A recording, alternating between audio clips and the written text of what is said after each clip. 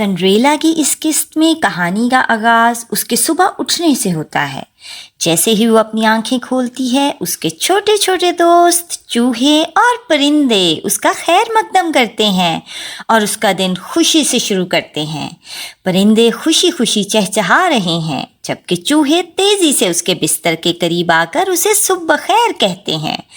سب مل کر سنڈریلا کو تیار ہونے میں مدد دیتے ہیں۔ پرندے اس کے بالوں میں ریبن باندھتے ہیں اور چوہے اس کے جوتے اور کپڑے لے کر آتے ہیں۔ جب سب مل کر یہ کام کر رہے ہوتے ہیں تو چوہے اسے خوشخبری دیتے ہیں کہ گھر میں ایک نیا چوہا آیا ہے۔ سنڈریلا کو پتہ چلتا ہے کہ وہ بیچارہ چوہا پنجرے میں پھنسا ہوا ہے۔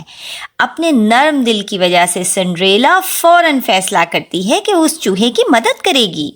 وہ احتیاط سے اس چوہے کو پنجرے سے آزاد کرتی ہے اور اسے باقی دوستوں سے ملواتی ہے اور نئے کپڑے دیتی ہے۔